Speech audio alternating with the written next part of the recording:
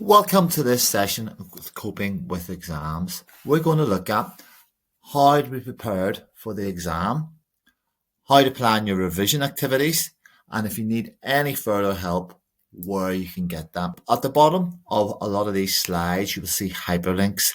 This is where you can get further information on the topic which we are talking about. We will look at different strategies to employ on how to better your examination marks. We'll look at pre-exam, we'll look on the day of the exam, and then during the exam. The first thing to do is look at the dates and time and location of your exam. This allows you to see how much time you've got to prepare. The next stage is looking at what you're going to be tested on. Is it going to be theoretical? Is it going to be practical? Also, look at how long that exam is going to be.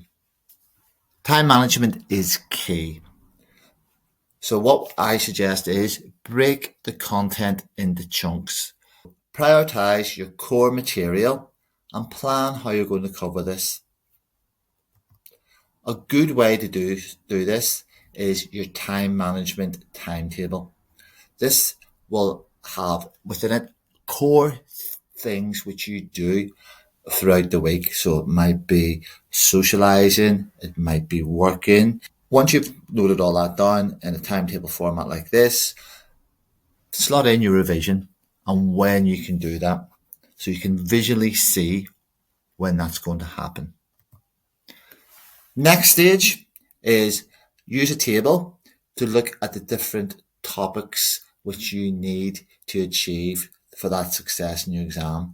So we've got an example there, prompt cards, answering practice questions, and then allocate a time element to that. And once you've done that, have another column which will say when you've completed that by. Revision techniques pre-exam. One of the best ways which students can do that is by visualizing problems. This involves creating mental or physical representations to better understand some concepts. So, for example, you might use diagrams. So you might use shapes, lines, symbols to represent different elements. Flowcharts is another good one. So you can map out processes and workflows to identify areas for improvement. Mind maps, a lot of students really like using those. You can organize your information visually by branching out from central concepts. So visualizing problems is really useful. It can enhance understanding, it can break down complexity, and identify patterns and trends. Past papers is another good example of effective revision. It allows you to look at different questions from previous years, the style of those questions, and you can practice on those. Making notes and highlighting key concepts within those notes is a useful strategy. Also, flashcards is good for remembering certain vocabulary. There are lots of different ways you can have employ revision techniques. An example of a mnemonic is in nursing. A nice, delicious pie. The A stands for assessment. The nice, delicious element is nursing diagnosis. The P in pie is for plan. The I is for interventions. And the E is for evaluation. So this mnemonic really helps you to remember certain concepts within your exams. On the day of the exam, it's really important that mentally you're in a strong state. So it always helps to have a healthy breakfast to fuel your body and your brain. Arrive early. Have all your, if you need any equipment to bring, have that all done the night before. Find somewhere calm and quiet just before you enter the exam. Get your mind in that headspace. Remove any distractions.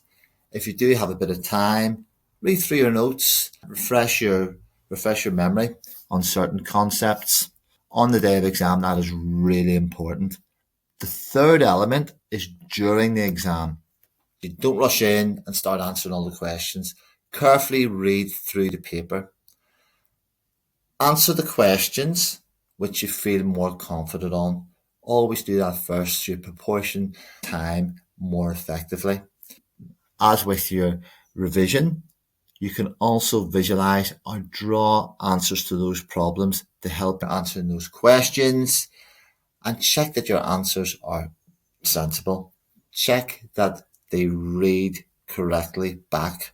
So there's plenty of resources to help you with your revision. One of the books is Study Skills Handbook by Stella Cottrell, which is really useful for revision techniques. If you get a chance, have a look at that. We also have resources. We've seen the hyperlinks below. You've got our library pages on exam techniques, and you've also got Sage Skills, which is a really good program that breaks down different exam skills into modules, and then you can do some assessments on those. So if you get a chance, have a look at those two resources. There are also other workshops which you can access by the hyperlink. These workshops are about 30-40 minutes long. They're all done on Teams. There is one on coping for exams. Feel free to sign up for one of those. Okay, thanks for listening. If you have any questions, you know how to get in contact with the Academic Skills. The hyperlink is there. Thank you.